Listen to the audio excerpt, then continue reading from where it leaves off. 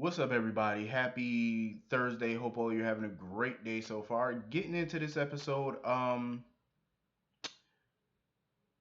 like I said, I'm happy. Alexis is looking into her background. What kind of annoyed me a little bit with Alexis was she was so easy to blame her mother for the reason why she chooses bad men because her mother chose Mikos. Back in the day, her mother was messing around with Mikos, and her mother knew Mikos was dangerous. She knew he was married to a dangerous woman, and yet she still carried on an affair with him. So I can understand that point, but what disappointed me was how could you blame your mother for your choice of men because of the guy she chose back in the day before you were even conceived? And besides, Alexis was a child. She barely even remembers her mother like that. She said it herself. So it makes it seem like she's trying to say, oh, because my mother chose a bad guy, that means I chose a bad guy, making it sound like it was some type of hereditary thing that was passed down to her at birth or something, like it's a biological thing or something, It's like your mother is not responsible for you choosing bad men. She's not responsible for that. I feel her choosing bad men goes way deeper than her mother. It's something in her. It's something in the person that makes them do what they do. So you can't blame your mother. That's why she even asked Kevin. She was like, "What the hell is wrong with me?" Because it's something inside of you that makes you do what you do. It's something inside of you that makes you tick. That's like a serial killer. It's something in them that makes them kill people. It's not something that was passed down to them. It's just something that's in them that makes them want to hurt people. And it's the choices we all make. It's something in us that make us keep doing things that maybe we shouldn't be doing. Is you. That's why you're in therapy to figure that out. But you can't. The number one problem is with people when they're trying to figure something out about themselves. The first thing they do, one of the first things they do, they blame somebody else. They try to put the blame on somebody else, so that way it's easier for them to put the blame on somebody rather than take responsibility and say, oh, it's my fault. So you put the blame on somebody. No, if you're gonna put the blame on anybody, put it on yourself because it's something you're doing. You can't put that on nobody else. It's you. You got to look at yourself at the end of the day. Um, so I'm real interested in this because I feel like this is one of Alexis's most interesting storylines. What else interested me about this was when she was in therapy with Kevin, he mentioned, like I said before, she was gonna have somebody in the therapy with her, and I said that there was a spoiler that Julian was gonna be a part of it.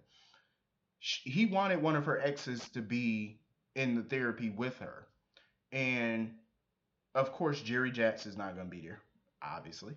Sonny, no, there's no way Sonny's doing therapy with her. Plus, he got a lot of stuff going on right now. He ain't got time for this. But what piqued my interest the most was the fact that she said Rick hates her. I never got the inkling from Rick that he hated Alexis. When did he start hating Alexis? Because I never seen hate from him whenever he was around Alexis. Maybe a little bit of dislike, maybe, but I've never seen hate from him when it came to Alexis. I've never seen that in Rick. Um, So that kind of stuck out to me because I don't remember Rick ever really hating Alexis. So I'm like, where the hell did she get that from? Like, I've never got that feeling from Rick that he hated Alexis. Since when? They've always been cordial, cool with each other. So I never seen hate. I don't know if that's something new they stuck in there, but is it something off screen that we don't know what's going on? Because I've never seen that from Rick. Not Alexis. I've never seen him hate Alexis. Um, but anyway, yeah, I'm looking forward to more of this because I know some people were saying that, maybe this is her discovering a long lost Cassadine or something like that. I hope not, because I don't want them to make this about anybody else. You know what I mean? This is about Alexis. Let this be her storyline. Don't make this about nobody else. This should be solely about her. And that's the way I prefer they keep it. Just let us figure out her past, her background. Stop making it about everything about everybody else. Speaking of making things about everybody else, Franco. See, I was on board with Franco yesterday because he was, roughing up Dr. Bench. That was cool. But bringing it back to this particular storyline with him, Alexis, I mean, Elizabeth and her family, I feel like yet again they're making another Elizabeth story about him. Like as far as her family is concerned. Like when Tom Baker got out of prison, the guy who raped her, that storyline was supposed to be about Elizabeth, but they made it all about Franco. It was a basically kind of a redemption story for him too. They made it about Franco. I don't want this storyline. If they're gonna bring her family into this, do not make this about him. Because oh, I want your family there or whatever. It's not about what you want, Franco. It's not about what you want. It's about what Elizabeth wants. Elizabeth has told him several times, even today, leave it alone. And he texts Sarah, her sister, and told her to give him the contact information for their parents. He just refuses to let this go. And that's what I'm hating about this because I feel like they're trying to make this about him. And I feel like if you're gonna bring her family on and we're finally gonna get down to the root of why her and her family don't get along, why they're not close, why her family are never around, they need to make this about Elizabeth. It should not be about Franco. Stop making everything about Franco when it comes to Elizabeth because it's getting tedious and ridiculous at this point. Oh, Elizabeth and her family are finally going to get back together and heal old wounds, all thanks to Franco. No, no, no, no, no, no, no, no, no. If Elizabeth reconnects with her family, it should be because that's what they want to do. It should be because they made the effort on their own to do it, not because Franco insinuated it, you know, insinuated himself into it and made it happen. That's what I have a problem with this storyline. If her family wanted to be a part of her life, there was nothing stopping them. There was nothing stopping Jeff. There was nothing stopping her mother. There was nothing stopping Sarah from coming to town, meeting their grandsons and her nephews. There was nothing stopping them from being a part of Elizabeth's life. A life. They stopped themselves from being a part of her life. She never banished them from her life. They were everything major that happened in Elizabeth's life. Her family was never there for. Never. None of her weddings, none of the birth of her children, nothing. They were never there for any of that stuff. And that's a sad thing when you look at it. You know, her rape, they never called to check on her. Nothing. It's like, what parents and what sibling, if your sibling and your daughter was raped, you mean to tell me you would never call them? You would never even hop on a fuck calling them. I would be on the first plane out. That's what I would have done. If my daughter or my sister was getting married, I'm hopping on a plane, I'm coming to the wedding. If my daughter or my sister was having a child, I'm coming. I'm on the plane. That's what it is. So by them not being a part of none of those things, my question is why now? Why should they be a part of it now? Because that's what Franco wants? No, it's not about what you want. It should be because that's what they want and that's what Elizabeth wants. They have to make that happen on their own. And it's sad that Elizabeth has, because when Franco first brought up her family, she was real nonchalant about not being close to them. Because you want to know why? She got used to it, and that's a shame. That's the sad part. That's one of the saddest parts about it is that she's used to them not being there for her. That's a sad thing when you look at it. But I always said though, I mean, Elizabeth has been on the show for 21 years now. She should have some more family on the show. But now looking at it, I kind of understand why they're not there. And it would be cool for her to heal with her family and reconnect with them and fix old wounds. And it would be cool to see that. But I'm not feeling the way that the writers are writing it because I feel like Franco needs to butt out of it. Just let it happen organically. You know what I'm saying? Like let her parents just decide, okay, we need to fix this with our daughter. Let Sarah decide, oh, I need to be there for my sister. Let them decide that, not based off of what you want. It's ridiculous. Um, if you keep butting into this shit, it might not be a wedding. I'm just saying, like, you back the hell off. Dr. Bench, Kiki is in for the fight of her life with him. I'm gonna tell you that right now. This is only the beginning of the war, cause trust me, this is gonna be a battle. He has a picture of her hugging Griffin. He has the voicemail that she left him. He got the evidence on his side. That's why he's so arrogant and cocky. He like, oh, you take this to court, you're gonna be laughed out of court. Then he told her to grow up.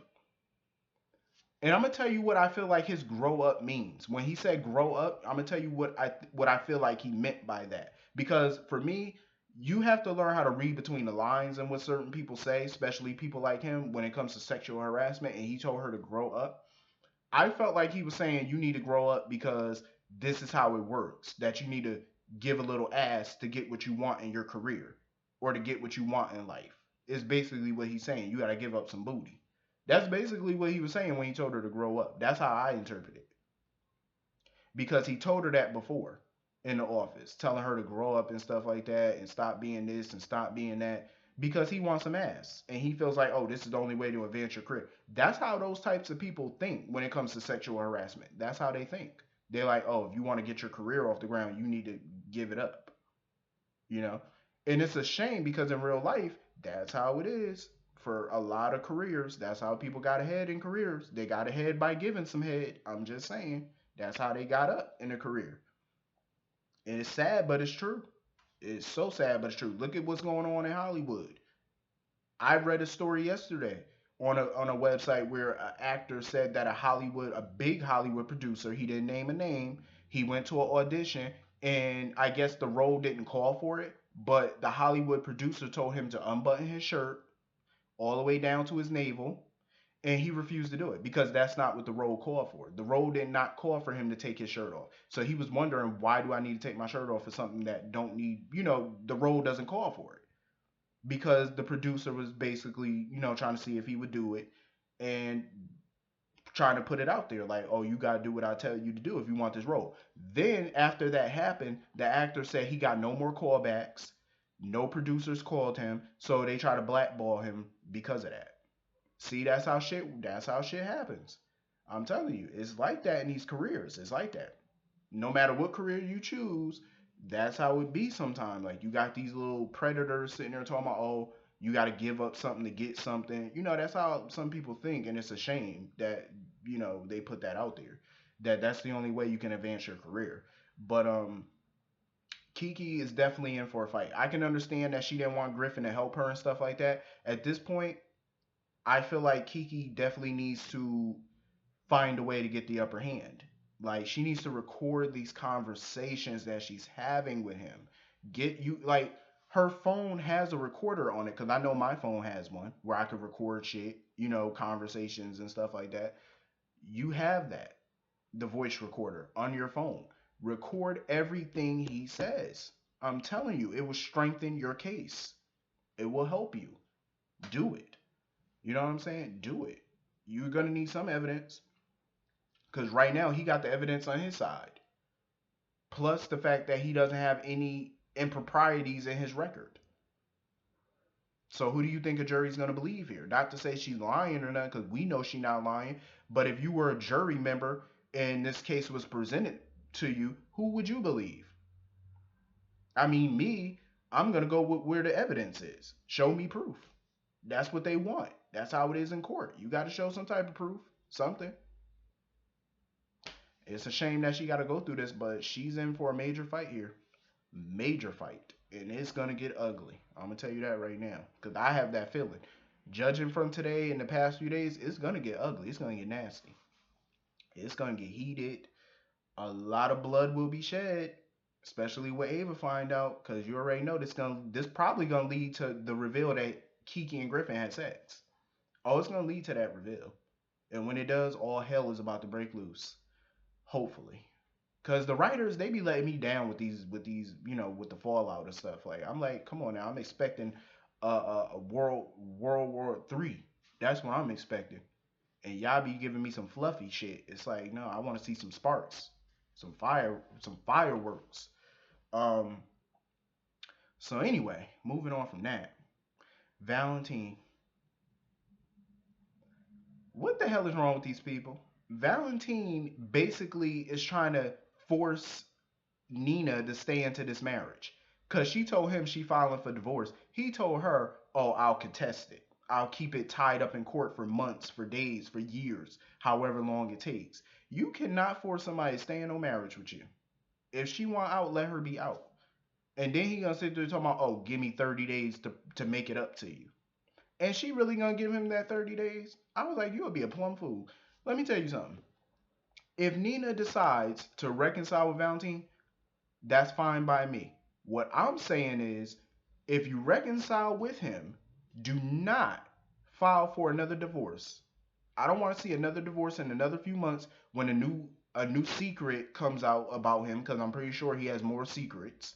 Um, I'm pretty sure he does. Valentine has lived a very long criminal lifestyle, so I'm pretty sure he got way more secrets than this. Um, but my thing is, if she takes him back again, then that means that you willfully accept who he is and the secrets that come with it. So if another secret come out, like oh he got a secret child or he got this or this, I don't want to see her filing for divorce again because this is the life you're choosing. So stop filing for divorce every time a new secret comes out. I blame Nina partly because she married this man without knowing anything about him. She don't know nothing about him. His social security number, probably don't know his birth date, probably don't know nothing. Don't know Jack. Don't know, probably don't even know what his middle name is. Don't know shit. You just straight up married him because you were desperate for a family. You know what I mean? Like who married? I mean, I listen. I just heard in the media. You know that what's that little singer name? Ariana Grande. She been dating this dude barely a month. And mind you, she just got out of a relationship when she started dating this dude. Now they're engaged. He bought her $100,000 engagement ring after just a few weeks of dating, and she just got out of a relationship prior to this one. This is what I'm talking about. Why are people moving so damn fast to get married? Why? After a few weeks? Hell no. That screams disaster. That's all types of red flags. That marriage ain't gonna last. No, no, it won't. If they do get married, I give them 2 weeks, and I promise they'll be filing for divorce. I'm just saying.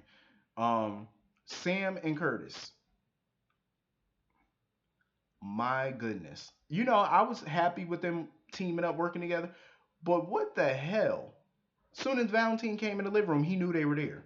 I said, "What type of PI work is this? Y'all supposed to be all stealthy as shit." And he knew he was like, "Y'all are not as stealthy and quiet as y'all think y'all are." He was like, "I know y'all here." I was like, "Damn, y'all got caught like that." Sam and Curtis disappoint me. I said, "Really, Curtis, Sam, y'all got caught?" What the hell type of PIs are you? How you get caught? Y'all supposed to be quiet and stealthy. And Sam ain't helping with them damn click clacking heels she be wearing either. That's another thing. If you're a PI and you going on doing an investigation, why the hell are you wearing heels that you know gonna make noise on the floor? What the hell is wrong with you, Sam? You better put on some boots, some shoes or something. Better get you some J's. Shit. What you walking around with heels on for and you investigate? You supposed to be quiet. Heels gonna make a whole lot of noise, especially on wood floor. And you know Valentine got wooded floors, fool. I'm just saying, like, y'all supposed to be vets in the game. What the hell y'all doing? You supposed to be all stealthy and shit. You ain't supposed to get caught.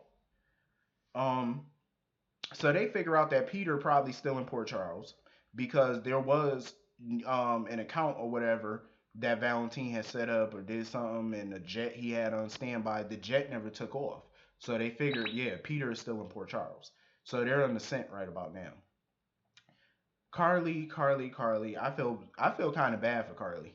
I mean, she all pumped up with drugs. What is up with the staff at Ferncliff? These people look like psychos.